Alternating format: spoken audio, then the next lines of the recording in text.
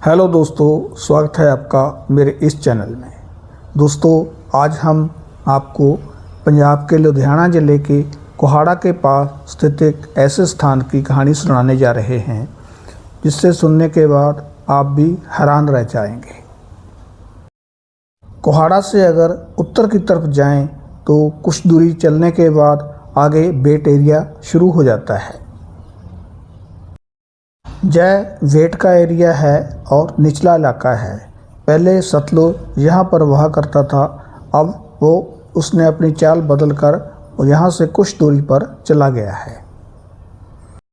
दोस्तों, मेरा native place भी इसी जगह से बिलोंग करता है और हमारे जो बुज़ुर्ग थे उनकी जवानी हमने कुछ इस इलाके के बारे में कहानियाँ सुनी थी, तो वही कहानी आज मैं आपके साथ शेयर करने जा रहा हूँ। उनका मानना था कि यह जो पूरा इलाका है यह किसी अदृश्य शक्ति द्वारा ब्लेस्ड है और सतलुज दरिया जहाँ से नज़दीक वगता था, लेकिन उसने और आसपास के इलाकों में कितना भी नुकसान किया हो, लेकिन इस इलाके का नुकसान कभी नहीं होता था, ऐसा उन बुज़ुर्गों का मानना था।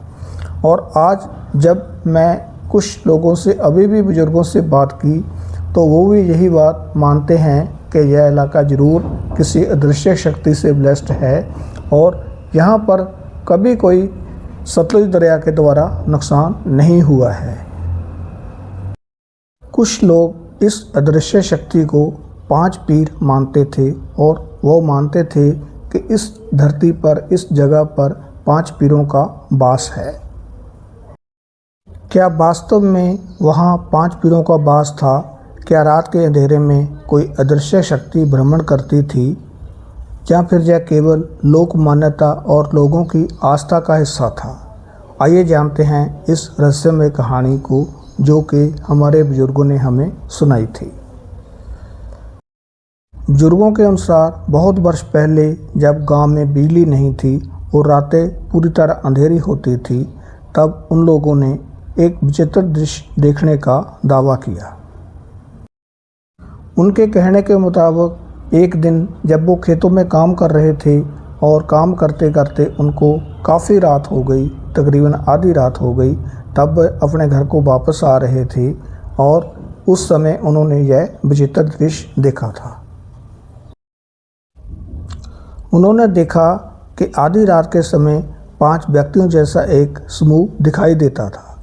उनमें से 4 लोग एक पालकी या पंघूड़ा उठाए होते थे और जो 5वां व्यक्ति होता था वह उस पंघूड़े में बैठा रहता था और वो अपनी चाल किसी से कुछ कहे हुए बिना, किसी को कुछ डराए या धमकाए बिना अपनी चाल चलते हुए उनके पास में से गुजर गए थे।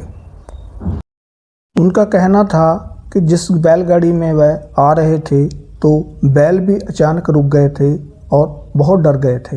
वह भी उस दृश्य को देख के बहुत डर गए थे और कुछ भी उनका कहने का या पूछने का उनसे कोई मन नहीं हुआ और वह इस दृश्य को बहुत ही भयभीत होकर के देखते रहे। सुबह हुई तो उन्होंने गांव वालों से इस दृश्य का जिक्र किया, तो गांव वालों ने भी बताया कि उन्होंने भी यही दृश्य कई बार देखा है। वह समूह गांव के आसपास के रास्तों पर शांत गति से चलता था। किसी प्रकार की आवाज़ नहीं होती थी, ना ढोल, ना नगाड़ा, ना बातचीत, बस एक रहस्यमयी जुलूस जैसा दृश्य है। जो लोग दूर से इसे देखते थे वह भय और आश्चर्य से भर जाते थे और उन लोगों का मानना था कि वह जो दिखाई देते हैं वह 5 व्यक्ति हैं और हो ना हो वह 5 पीर हैं जो कि रात को भ्रमण करते हैं और लोगों की रक्षा करते हैं, इस इलाके की रक्षा करते हैं। कुछ लोग इसे आध्यात्मिक शक्ति का संकेत मानते थे। दूसरी ओर कुछ लोग इसे केवल लोक कथा मानते हैं। उनका मानना है कि पुराने समय में अंधेरे में धुंध और कल्पनाओं के कारण ऐसी कहानियाँ जन्म लेती हैं।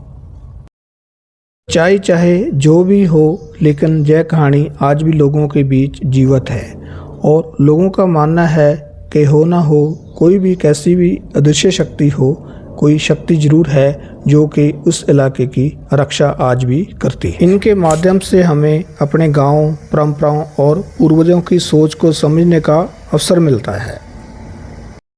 तो दोस्तों, यह थी एक छोटी सी कहानी जो हमारे बुजुर्गों ने हमारे साथ शेयर की थी, वही हमने आपके साथ शेयर की है। दोस्तों, जो उन्होंने देखा था, क्या वास्तव में वह कोई ऐसी अलौकिक शक्ति थी, 5 पीर या कोई ऐसी शक्ति, जहाँ उनकी आंखों का धोखा था, कोई ऐसी मृग तृष्णा थी? दोस्तों, इन सब को तो कोई कभी नहीं समझ पाया। हमने भी कभी ना कभी ज़रूर कोई ऐसी एहसास किए होंगे। दोस्तों, यह जानकारी आपको कैसी लगी? अगर अच्छी लगी हो तो मेरे इस चैनल को लाइक, शेयर और सब्सक्राइब कीजिए। आपका बहुत बहुत धन्यवाद।